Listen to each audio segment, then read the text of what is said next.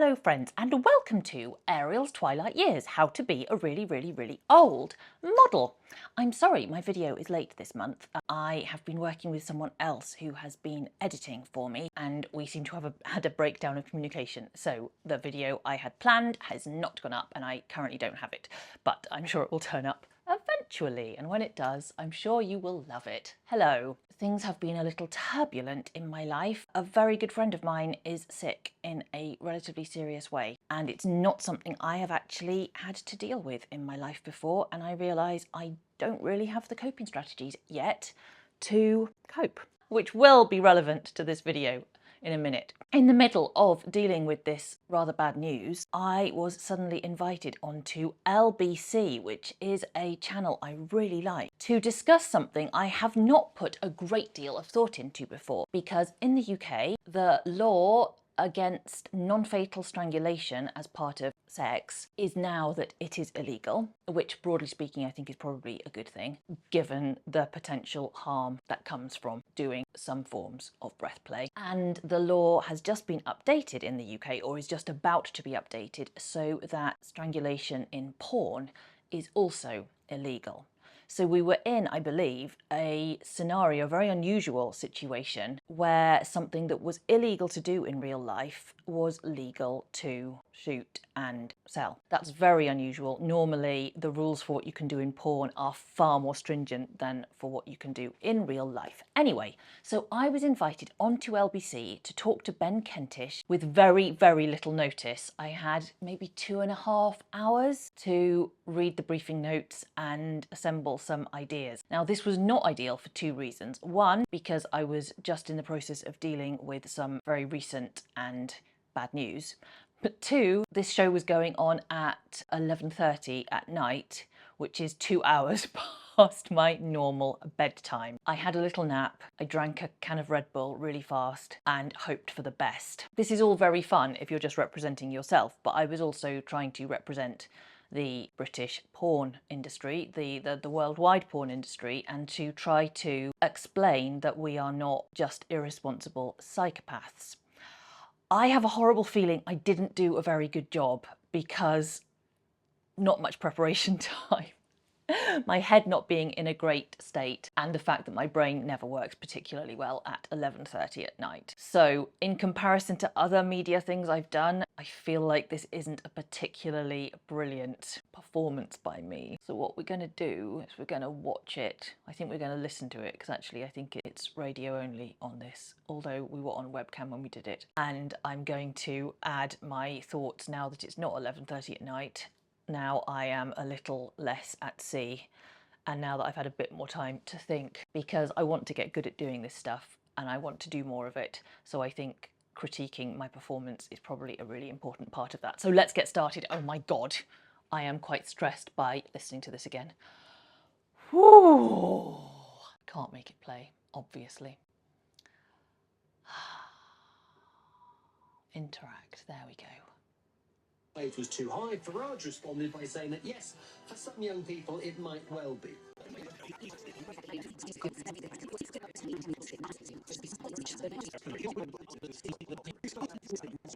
Just before we come back to that conversation, let's talk more about the announcement from the government in the last hour or so that pornography online that depicts women, or anybody else for that matter, being choked or strangled will be banned by the government after a review found that such images and content has helped to establish it as a sexual norm in a way that is dangerous. Non-fatal strangulation already offence in its own right, but it's not currently illegal to depict it online. That soon will change. Let's talk about that decision with Ariel Anderson, who is a submissive BDSM performer. I think that's the first time, Ariel, I've ever said that on this programme, so welcome. It's great to have you on. Here Thank on you. LBC. Is this the right decision from the government? On balance, I would say it probably is, because through my career, I've been in this industry for 22 years. I've always thought that the rules for what we should be allowed to portray on screen in porn should be the same as what we're allowed to do in the bedroom. So quite often rules for pornography are stricter than for what you can do in real life. But this time, that does seem like probably a good call. because if strangulation is too dangerous for people to do in real life, we shouldn't probably be putting it on screen. My issue potentially, though, is that while I think actual strangulation probably shouldn't be allowed, I suspect that a whole load of things that people who don't really know much about BDSM, for example, might consider to look like strangulation might end up being censored as well. So although I've been working in this field for 22 years, and even though I'm specifically a bondage and BDSM model and I play only submissive roles, no one has ever tried to choke or strangle or suffocate me. But I think quite a lot of the work I've done might look as though I might be being suffocated or strangled to someone who really doesn't know what they're looking at. So do you worry about the impact it's going to have? God, I gave him too much. Poor man. Poor man. He probably thought I was not going to stop talking. Because I don't know much about him, which obviously I would have found out more if I'd had more time. I thought he might not give me the chance to say all of that, and so I just gave it to him in one big soundbite. I agree with what I said. I wish I hadn't just repeated myself about being in the industry 22 years like a great big bore, but my brain wasn't functioning particularly well. And I wish I'd given some examples, because I think what I said is true. I think that a whole lot of stuff that I have shot, some of the harder BDSM stuff, for example, the stuff I've shot for Futile Struggles with Eric Kane, some of the stuff that I've shot for my own work where there's been a rope around my neck or appearing to be around my neck, potentially posture collars, potentially hoods, could look to someone who doesn't know or who wants to ban porn generally. I think they could make the argument that this looks too close to suffocation or strangulation. And so I think a whole load of porn, which is by no means strangulation porn, is going to be affected by this legislation, even though on paper it shouldn't be, because we've seen that with, for example, depictions of children, which quite rightly we should not have in porn. I absolutely am behind that. But what it has meant in practice is that for models and creators who are using OnlyFans, for example, we cannot use the numbers 0 to 18 in case we are referring to someone who's under 18. And I would have liked to make that point with examples, and I don't think I do. Oh, anyway, it wasn't bad. It was a bit repetitive, and I feel like I've now made him not trust me. I think he might think now that if he asks me another question, I will just carry on talking forever. Oh well. Have on your work and your livelihood? No, not particularly. I think it will affect some people who shoot particular niches, and I don't think it will specifically trouble me, but I do think that certain parts of my industry might struggle as a result of it, yes. I think specifically some producers who shoot quite narrow range of work, so if they do a lot of hard bondage with neck ropes involved, I think they might find all of their work taken down, which is really problematic. That said, I don't think I said this in this interview, that Clips for Sale and ManyVids, OnlyFans, all the big platforms already ban anything that looks like strangulation, so I should have said that. I did not say that because it was 11:30. We already get censored in a way that mainstream productions don't. And so I'm somewhat concerned for some producers, because a lot of us are only one or two people. You know, we're not big studios, we're individuals. What I wanted to say is a lot of us don't have many resources, so it's not like we can go and put a department onto searching through our work and making sure that anything non-compliant gets taken down. That's what I wanted to say. The phrase I was looking for was cottage industry, and I'm not articulate enough to say that, so I just start going on about one or two people in a house, I think. Is it for the government, Ariel, to get involved and interfere with what two or maybe more than two consenting adults are doing in the bedroom? As long as it's consensual.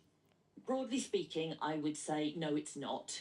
For something that is as risky as strangulation, I think perhaps we should make some exceptions. There are some activities that are just so dangerous that we probably shouldn't be just turning a blind eye to people doing them. So no, I think that there are some things that are just too risky. Even if you consent to them, you can't really consent with knowledge. With adequate consent, I should have said, with adequate knowledge, because if you had adequate knowledge, you probably wouldn't consent. Although I'm not sure that's true, because I think if it's your kink, you'll probably do it however stupid you know it probably is. And just for the record, while we're talking about this, I am all for taking some risks in BDSM, and I guess it's easy for me to say this because breath play is not one of my core kinks. Like, I used to enjoy playing with it a little before I realised how risky it was, but it was no great sacrifice to stop doing it. To be responsible, I would just tell people not to. There's so much other stuff you can do. Obviously, if it's your kink, you're going to do it anyway. But I was going to write an article about this when the law was changing to ban strangulation in real life. And originally I thought I was against that law, but then I interviewed a medical professional, a kinky medical professional, and what he said about breath play was basically there is no safe way to do it. And so I didn't write the article because I realised that I didn't want to put that into the world because I think my original opinion was wrong. And now I have to reiterate, I just don't think it's safe playing with someone's airways. If you're both amateurs, is a really bad idea. And professionals, it's not like you can find a professional to do it because the professionals wouldn't do it because it's irresponsible. So yeah, just wanted to add that. So I think in the past, people, including me, have done some stuff where people have been controlling each other's breathing without realising quite how dangerous it is.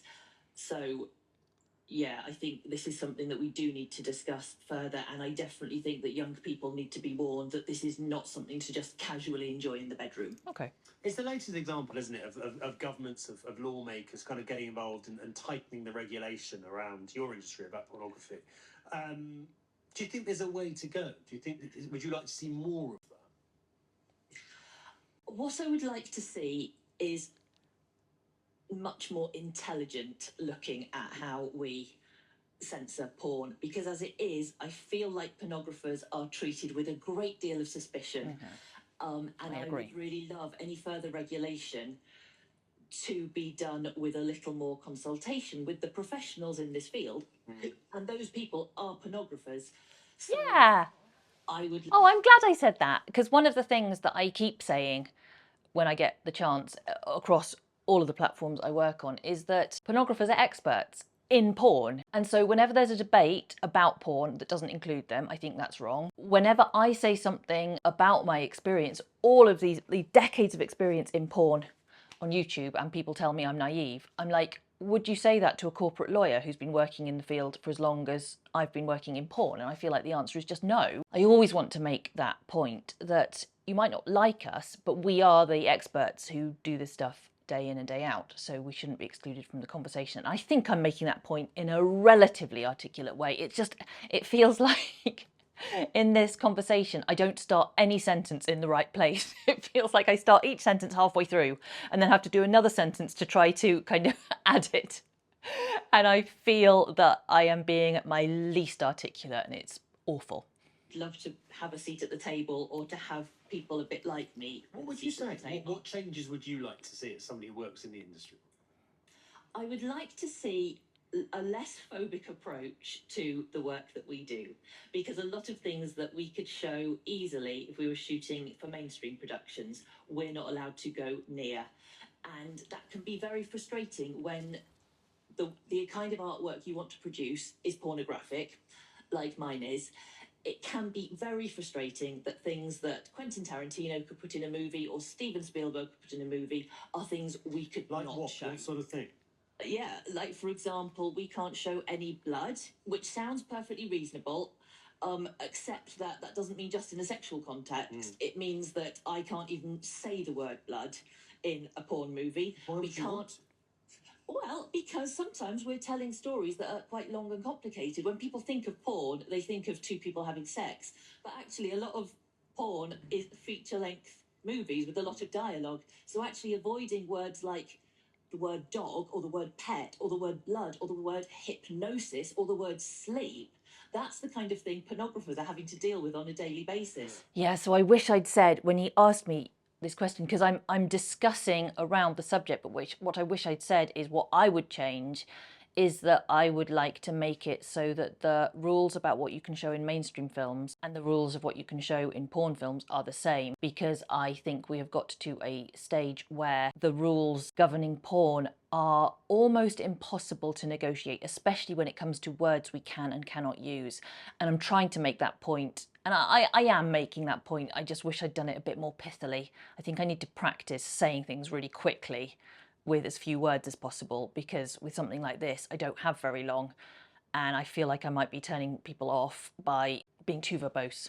We might not be using those words in a sexual context. So, for example, if I was playing like a sexy older woman, I couldn't say, oh, I've just come home from dropping the kids to school and now I'm going to have a wonderful sexy time with the gardener. I couldn't say that because of the word children. Because I've said the word children. So you can't even... Okay, fine. So this, No. Okay, it's I've made that not even point. about depiction, it's about specific words that you can't say. Absolutely. But isn't it better that it's far sort of even too strict than it be too lax? Because it's different to Quentin Tarantino's sense. I mean, a lot of boys, a lot of young boys, teenage boys, are getting their ideas about sex and about what's normal and about what women want from watching your work.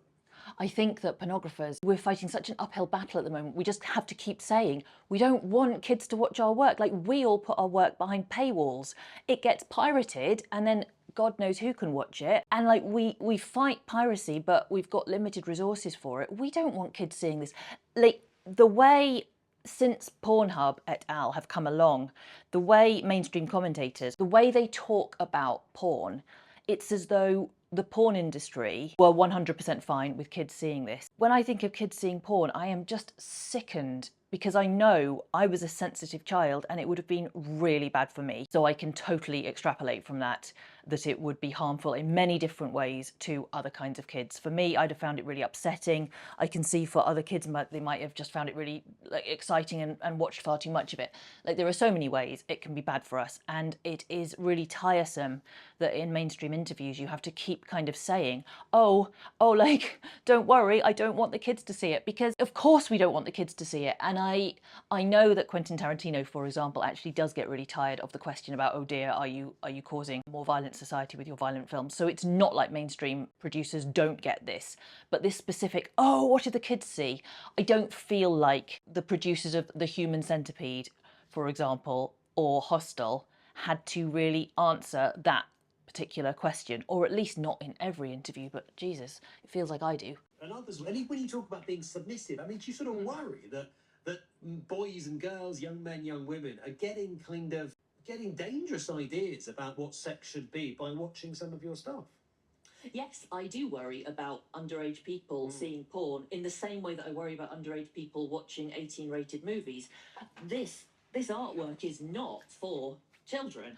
I'm really glad I keep saying the word art and artwork. I'm really glad I did that. I thought that through before this recording, and I think it's a really important thing to express, because in the mainstream media, it feels like there's this almost ubiquitous assumption that pornographers are just about the money. And at least in the field I work in, which is fetish porn, where there's not that much money in it, especially for the men.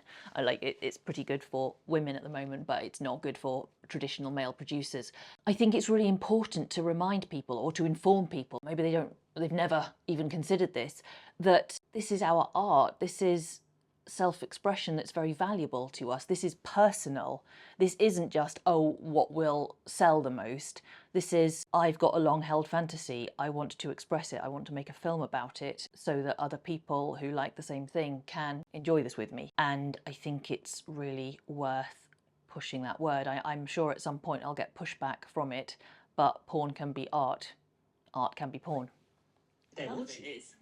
Yes, and I am appalled. Honestly, I am appalled that parents don't take more control of their children's internet access. One thing that I've noticed, being in the pornographic community, those of us who are parents in this community, we're very careful about parental controls, and I find it really shocking that people allow so much private access on the internet to their young children. How do you feel about the prospect of an 11-year-old boy watching some of your content? Odd question, because I've already answered that. Like I've said, I am absolutely appalled. I've basically answered that question twice already. So I'm not quite sure where he's going with this. I can't remember, obviously, because I was stressed out of my tree. Yeah, it's not for them. That's a horrific idea. But in the same way, I don't want them watching. I wish I'd said, because he's asked me this again, I wish I added some information. I wish I'd said that I don't think it is reasonable to try to child safe the whole world. The majority of people in the world are adults, and I don't think there's anything wrong with there being media and consumables, alcohol, tobacco, all of that. I don't think there's anything wrong with there being stuff in the world that isn't for kids. Like, adults live here too, that's fine. I don't want to find myself in this sort of apologetic position of being like, I'm sorry, there's all this porn. There is porn, and it's for adults, and we keep it behind a paywall. And we are as careful as the alcohol industry in trying to ensure kids don't buy it. It's impossible to police it 100%, sadly, but it is not our intention to sell to children. I wish I'd said that. Mainstream 18-rated movies, people can get terrible ideas from watching media when they're not old enough for it. But I would also say that, what would I say? Oh God, oh my God, I remember this. This is awful, awful. I had something I wanted to say. It suddenly just flew my mind because I was tired and I was stressed and I was just thinking about my friend and I just completely blanked. And I thought I might have to just say, I don't remember what I was going to say when I've been given this opportunity to be the voice of the porn industry for a few minutes. Oh my God, but it's all right. I remember it came back to me by some miracle. I'd written notes, but I was in too much of a panic to look at them. That people have to take control of what their kids are watching.